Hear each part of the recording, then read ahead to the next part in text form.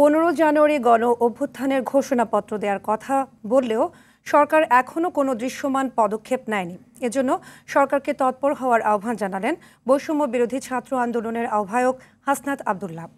বৈষম্য বিরোধী ছাত্র আন্দোলন ও জাতীয় নাগরিক কমিটির যৌথ সংবাদ সম্মেলনে ঘোষণাপত্রে সাধারণ মানুষের অংশগ্রহণের লক্ষ্যে 6 থেকে 11 জানুয়ারি সারা দেশে গণসংযোগ কর্মসূচি ঘোষণা করা হয়। আতিকার রহমান জানাচ্ছেন বিস্তারিত।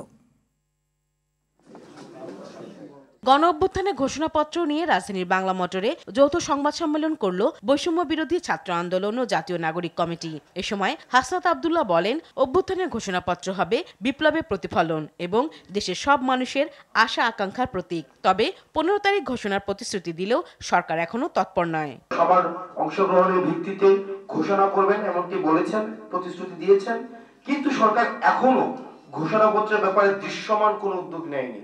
এই জাতীয় গুরুত্বপূর্ণ বিষয়ে সরকার যেন তৎপর হয়, সেজন্য বৈষম্য বিরোধী ছাত্র আন্দোলন এবং জাতীয় নাগরিক কমিটি আমরা অন্তর্বর্তীকালীন সরকারকে আহ্বান জানাচ্ছি।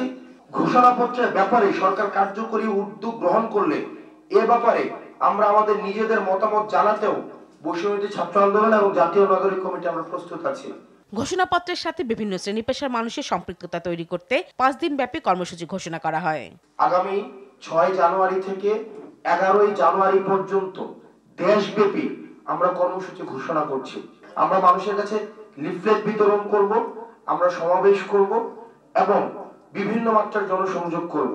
কারণ এই প্রোক্লেমেশন অফ রেভলিউশনের আশা আকাঙ্ক্ষা, মানুষের যে আশা আকাঙ্ক্ষা রয়েছে, সেটি কি বিষয়ে তারা কি দেখতে চায় এই প্রোক্লেমেশনে, সেটির প্রতিফলনের জন্য আমরা মানুষের কাছে আমরা আমাদের জায়গা থেকে ছুটে যেতে চাই। নাগরিক কমিটির আহ্বায়ক এক প্রশ্নের উত্তরে বলেন, সংসদ নির্বাচনের পাশাপাশি গণপরিষদ গঠন করাও জরুরি।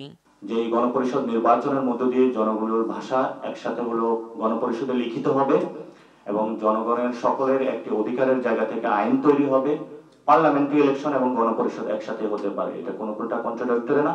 দৃষ্টিভঙ্গির কিছু পার্থক্য থাকলেও ঘোষণাপত্রের বক্তব্যে রাজনৈতিক দলগুলো ঐক্যমত্য থাকবে বলে প্রত্যাশা করেন সমন্বয়করা। আতিকা রহমান, RTV, ঢাকা।